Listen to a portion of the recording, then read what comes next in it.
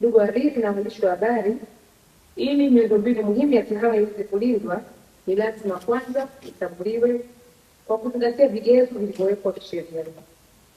Ulinzi wa miundombinu hiyo unalenga kuhakikisha kwamba miundombinu inabaki salama, inapatikana na inafanya kazi kwa uhakika, hasa wakati inapotokea kunakuwa na mashambulizi ya mtandao, inapotokea kunakuwa na hitilafu au majanga. Katika kuhakikisha miundombinu hiyo inalindwa, kwa mujibu wa kifungu cha 28 cha sheria ya makosa ya mtandao na kwa mamlaka iliyopewa kupitia kifungu hicho, mnamo tarehe 19 Juni 2026 kupitia tangazo la serikali namba 147 lilitangaza miundombinu muhimu ya TEHAMA kutoka katika sekta mbalimbali ambayo inapaswa kusajiliwa ili iweze kupata ulinzi wa kisheria. Utekelezaji wa tangazo hilo ni kwa kipindi cha miezi 6 kuanzia tarehe ya tangazo hilo tarehe 19 Juni 2026 na miezi hiyo 6 itakoma ifikapo tarehe 19 Desemba mwaka 2026. Hivyo basi, mpaka sasa miezi miwili imepita tangu kutolewa kwa tangazo hilo la serikali namba 147, na kwa kutambua hilo,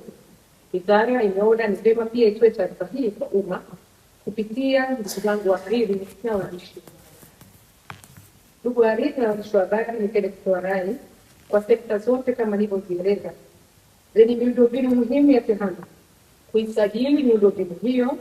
kupitia mfumo wa usajili unaojulikana kwa jina la CII Portal au Critical Information Infrastructure Portal, na mfumo huu wa CII unapatikana kwa anwani ya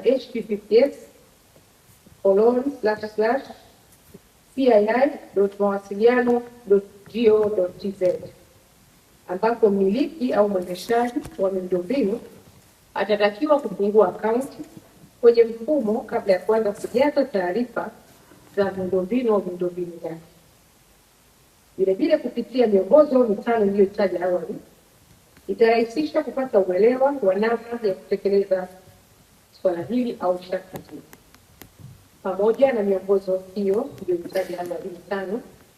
Wizara ya Mawasiliano na Teknolojia ya Habari iliandaa mpango wa elimu kwa umma kwa makundi na sekta mbalimbali kuhusu usajili na ulinzi wa miundombinu muhimu ya TEHAMA. Ndugu wahariri na waandishi wa habari, nipende kutumia nafasi hii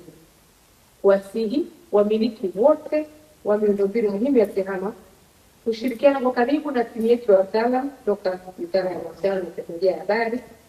kwa dawati la msaada katika masuala ya usajili, uzingatiaji wa matakwa ya usalama na usaidizi wa kiufundi kupitia namba za simu zifuatazo: kupitia namba ya simu 0612 600 600 au kupitia namba ya simu 0612 400 400 au kupitia namba nyingine 0733 124 972 au kupitia barua pepe ya support@mawasiliano.go.tz, na pia kupitia fomu ya maulizo inquiry form inayopatikana katika kurasa zetu za CII Portal. Ndugu wahariri na waandishi wa habari, nipende kutumia nafasi hii kuwafahamisha kwamba endapo kuna changamoto za kiusalama katika miundombinu muhimu ya TEHAMA, inapaswa kutoa taarifa kwa mamlaka za kiusimamizi ndani ya saa 24 tangu kubainika kwa changamoto hizo ili kuzuia athari zinazoweza kujitokeza. Lengo kuu ni kuhakikisha kwamba mamlaka inapata taarifa mapema kuhusiana na kutokea kwa tukio, aina ya athari iliyojitokeza au inayoweza kutokea, huduma zilizoathirika au zinazoweza kuathirika, pamoja na hatua za awali ambazo mmiliki au mwendeshaji amechukua kukabiliana na tukio. Ndugu wahariri na waandishi wa habari, kwa kutangaza miundombinu muhimu ya TEHAMA,